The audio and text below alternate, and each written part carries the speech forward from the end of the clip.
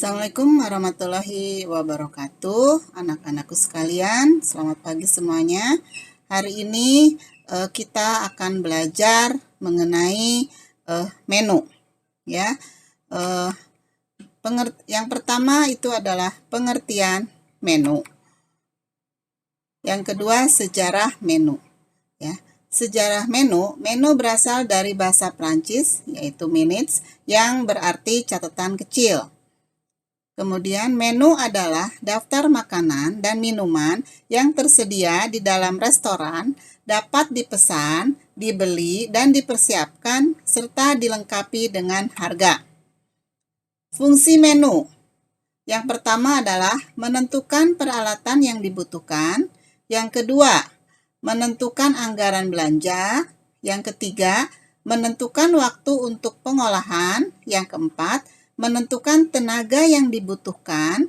Kelima, menentukan keterampilan yang dibutuhkan. Keenam, menentukan teknik pengolahan makanan. Dan yang terakhir, ketujuh adalah menentukan siapa yang akan makan dan siapa yang akan masak. Jenis-jenis menu yang pertama adalah jenis menu berdasarkan jenis hidangan, kemudian menu berdasarkan penawarannya, yang ketiga, jenis menu berdasarkan sifatnya. Dan yang keempat, jenis menu berdasarkan waktu makan. Jenis yang pertama adalah jenis menu berdasarkan jenis hidangan. Yang pertama adalah menu sarapan pagi atau breakfast. Kedua, menu antara makan pagi dan makan siang, yaitu brunch. Kemudian yang ketiga, menu makan siang atau lunch. Yang keempat, coffee break, yaitu afternoon tea. Yang kelima adalah menu makan malam atau dinner. Yang ketujuh, menu makan larut malam, yaitu supper.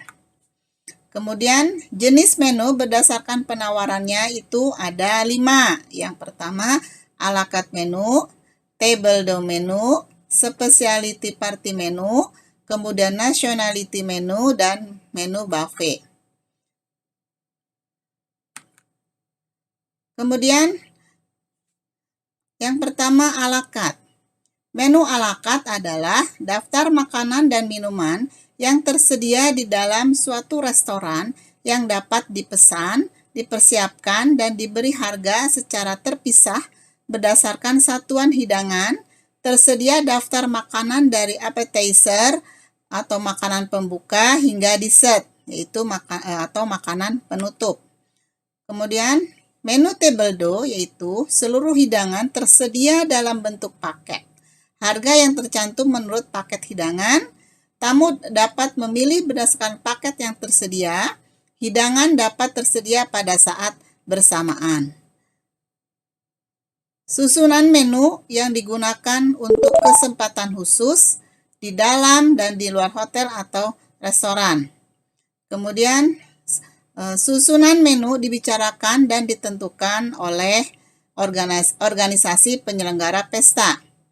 Dapat ditambahkan item lain dengan harga terpisah sesuai permintaan seperti banquet, flower, dekorasi, entertainment, food stall, atau gubuk. Itu yang disebut dengan spesial fungsi menu. Kemudian yang keempat itu adalah menu buffet. Menu buffet yaitu menu yang disusun dengan harga tertentu sesuai dengan hidangannya. Hidangan disajikan secara prasmanan. Tamu dapat mengambil hidangan sesuai dengan seleranya, lalu mereka membayarnya di ujung counter sesuai dengan harga makanan yang diambil. Kemudian selanjutnya adalah jenis-jenis menu berdasarkan waktu makan. Breakfast dimulai dari jam 6 sampai jam 9 pagi. Yaitu breakfast bisa dibagi lagi menjadi 4, yaitu American breakfast, English breakfast, continental breakfast, dan Indonesian breakfast. Brunch dimulai dari pukul 9 sampai 11, terdiri dari 2 item, yaitu coffee, hamburger, sandwich, dan coklat. Lunch dimulai dari pukul 12 sampai 15. terdiri dari 3 sampai 4 course, yaitu makanannya sup, main course, dan dessert. Afternoon tea atau meal time mulai dari pukul 16 sampai 17. Makanannya berupa kanape atau pastry, tea atau coffee. Dinner mulai pukul 18 sampai 22, terdiri dari 4 sampai 6 course. Menu breakfast yaitu yang pertama itu adalah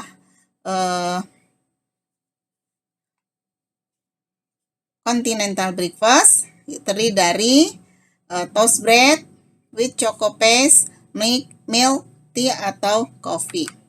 Kemudian yang kedua ada English breakfast, terdiri dari slice pineapple, banana, kemudian ada croissant, Danish, rolls, jam, marmalade atau honey. Kemudian ada cornflake, rice, crepes. Kemudian ada egg and tea style yang terdiri dari boil, poached egg, ham, bacon, dan sosis. Kemudian coffee, tea atau milk.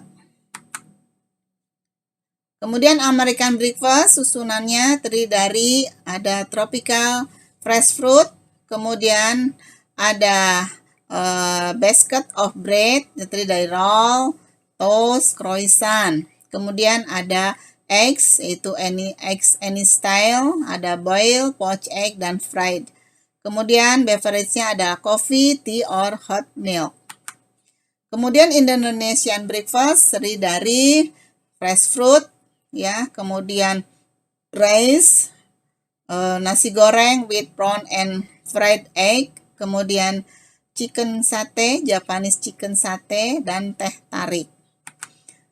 Jenis-jenis menu berdasarkan sifatnya itu ada dua, ada static menu dan cycle menu. Static menu adalah menu tetap yang selalu tersedia di restoran. Kalau cycle menu adalah menu yang disusun berubah-ubah sesuai dengan waktu yang ditentukan. Biasanya disusun per 10 hari, 1 bulan atau per 3 bulan. Hal-hal yang perlu diperhatikan dalam menyusun menu yaitu yang pertama, hindari penggunaan bahan pokok yang sama dimulai dari appetizer hingga dessert. Yang kedua, hindari pengulangan warna. Yang ketiga, tidak mengulangi istilah atau terminologi yang sama untuk teknik pengolahan, saus, dan pelengkapnya. Yang keempat, variasi dalam tekstur, keadaan, atau kekentalan hidangan seperti basah, kering, encer, lembek, padat, atau keras. Kemudian yang kelima, aroma bumbu tidak monoton. Yang keenam, perbedaan dalam penggunaan garnish. Yang ketujuh, berbeda dalam kandungan dan nilai gizi seperti untuk anak-anak, remaja, dewasa, dan lansia. Kemudian selanjutnya adalah syarat-syarat penulisan menu. Yang pertama, ditulis atau dicetak dengan huruf atau tulisan yang jelas. Kedua, menggunakan bahasa yang mudah dimengerti. Ketiga, memberikan penjelasan penggunaan istilah asing atau cooking terminology. Yang keempat, memberikan penjelasan singkat tentang komposisi nama atau hidangan pelengkapnya. Kelima, mencantumkan harga. Keenam, memuat informasi seperti pajak dan servis, nama restoran, alamat, dan sebagainya. Kemudian selanjutnya adalah syarat yang harus diperhatikan ketika mendesain kartu menu. Yang pertama, layout menu harus enak dipandang. Kedua, cover harus menarik. Ketiga, pemilihan warna yang serasi. Keempat, gaya desain harus cantik dan menarik. Kelima, nama untuk item harus eye-catching. Kelima, menu spesial dapat dibuat dalam kolom khusus. Keenam, menu snack box. Cara rapat ditulis tersendiri. Keenam, selalu memperhatikan menu populer. Kedelapan, cantumkan nama, alamat, dan telepon usaha. Ini adalah salah satu contoh desain menu. Di sini contohnya menu Dapur Betawi ini termasuk ke dalam contoh menu ala carte. Demikianlah anak-anakku sekalian materi menu untuk hari ini. Terima kasih, semoga bermanfaat. Assalamualaikum warahmatullahi wabarakatuh.